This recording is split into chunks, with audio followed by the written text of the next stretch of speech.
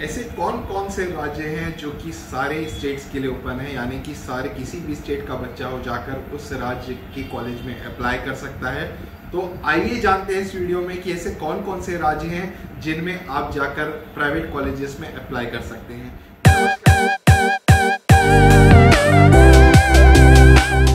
नमस्कार, आप सभी को स्वागत है आप सबका मेरे YouTube चैनल पर। मैं हूं डॉक्टर शर्मा।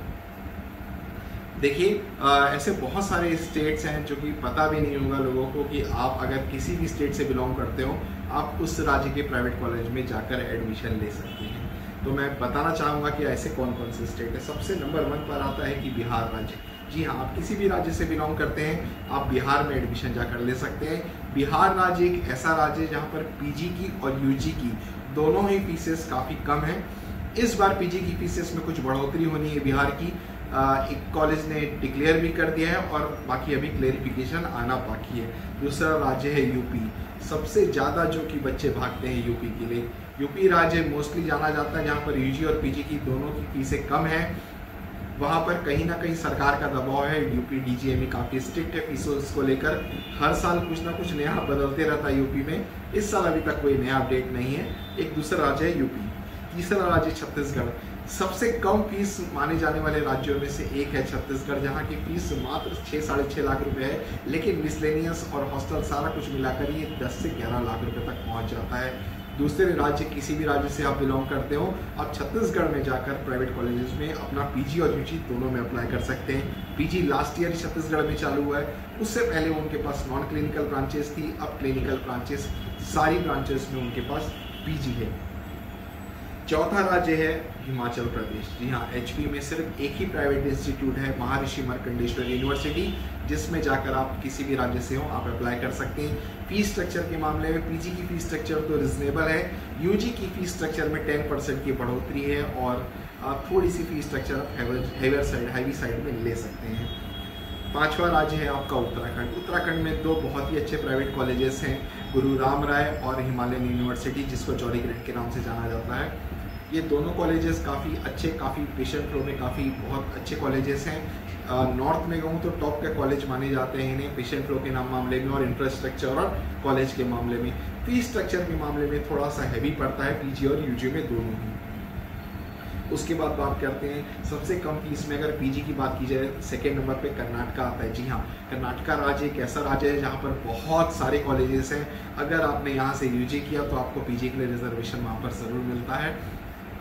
फीस स्ट्रक्चर की बात करूँ तो लगभग 11.5 लाख रुपए पीजी की फीस और 10 लाख रुपए के आसपास यूजी की फीस पड़ती है। काफ़ी रिजनेबल में आपको ही मिलता है। हॉस्टल और मेस की फीस भी ज़्यादा यहाँ पर नहीं देनी होती है आपको। उसके बाद है आंध्र प्रदेश। आंध्र प्रदेश भी एक ओपन राज्य है जहाँ पर किसी भी राज्य का बच्चा जाकर अप्लाई कर सकता है। आंध्र प्रदेश की फीस स्ट्रक्चर पीजी की बात करूँ तो 8,40,000 रुपये। लेकिन यहाँ पर एक बहुत बड़ा क्लॉज है, आप लुभाइएगा नहीं। मैं पीजी स्टूडेंट्स को बता देना चाहूँगा, 8,40,000 फीस तो है, लेकिन उस पर केस चल रहा है। अगर केस वो जीत जाते हैं तो बढ़ी हुई फीस आपको पूरी 3 साल की देनी पड़ सकती है। तो इस चीज़ को ध्यान रखिएगा। उसके बाद है तेलंगाना। आंध्र और तेलंगाना करीब करीब एक जैसे ही चलते हैं। उसके बाद बात करते हैं पौंडीचेरी। पौंडीचेरी राज्य में गिनती के 3 कॉलेजेस हैं जिनमें आप जाकर अप्लाई कर सकते हैं। प्राइवेट इंस्टीट्यूट है, उनकी इंस्टीट्यूट्स हैं। फीस स्ट्रक्चर थोड़ी सी हैवी आपको मिल सकती है। उसके बाद अगला राज्य है तमिलनाडु। तमिलनाडु राज्य में भी आप जाकर अप्लाई कर सकते हैं प्राइवेट कॉलेजेस के लिए। वहाँ पर पीजी और यूजी दोनों के लिए आप अप्लाई कर सकते हैं। उसके बाद एक नॉर्थ में राजस्थान एक ऐसा राज्य है जहाँ पर पीजी की फीस स्ट्रक्चर, यूजी की काफ़ी हैवी फीस स्ट्रक्चर, काफ़ी मोटी फीस स्ट्रक्चर आपको कह सकते हैं। इस पर आप जाकर अप्लाई कर सकते हैं क्योंकि ओपन राज्य है, चाहे यूजी हो चाहे पीजी हो। फीस स्ट्रक्चर के मामले में बहुत ऊपर है राजस्थान। इसके बाद अगला स्टेट है हरियाणा। हरियाणा में पीजी की जो फीस है 14 लाख रुपए की फीस है, लेकिन वो टोटल आपका 21 लाख रुपए ले लेते हैं। और आपको बता दूं स्टाइफन के मामले में वो 0 है। जी हाँ, हरियाणा स्टेट में 2 कॉलेजेस ऐसे हैं, आदेश मेडिकल कॉलेज और एनसी मेडिकल कॉलेज, जहाँ पर आपको स्टाइफन नहीं दिया जाता है। इस चीज़ को ज़रूर ध्यान में रखें। 14 लाख के चक्कर में कहीं आप ये चीज़ भूल ना जाए। वो 14 नहीं, वो 21 हो जाता है और स्टाइफन आपको 0 हो जाती है।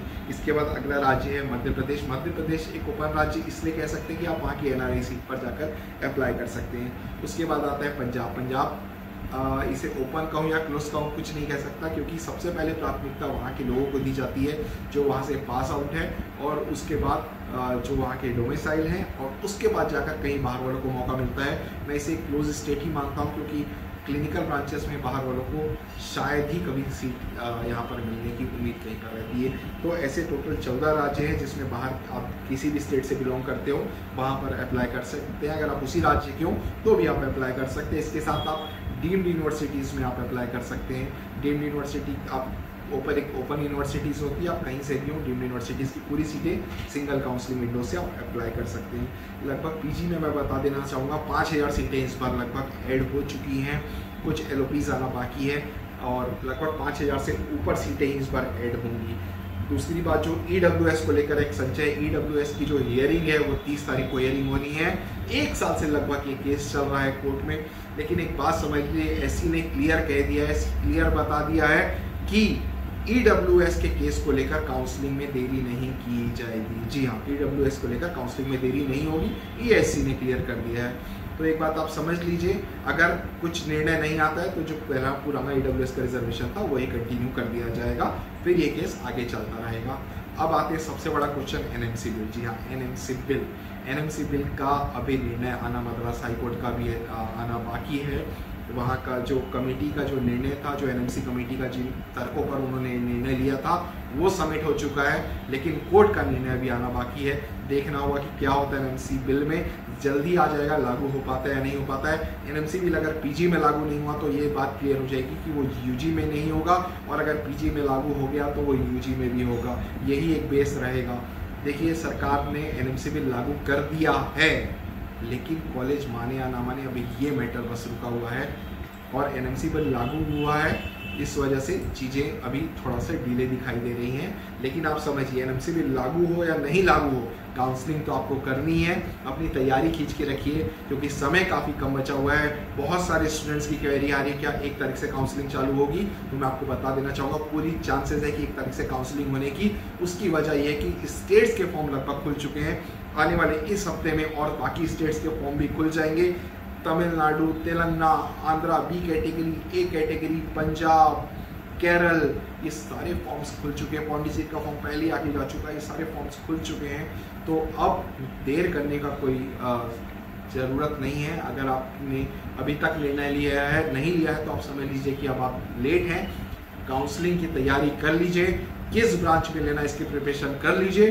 अगर आपको काउंसलिंग आती है तो कैसी करनी है ये समझ लीजिए। अगर आपको काउंसलिंग में थोड़ा भी डामाडोल है आप, और आपको चीज़ें नहीं समझ में आ रही है, तो नीचे मेरे नंबर दिए गए हैं, आप मुझसे कांटेक्ट कर सकते हैं। फेसबुक में आप मुझसे जुड़ सकते हैं, इंस्टाग्राम में आप मुझे फॉलो कर सकते हैं। इस चैनल को ज़रूर से सब्सक्राइब करिए, ताकि ऐसे बहुत सारे अच्छे वीडियोस मैं आपके लिए लाता रहूँगा।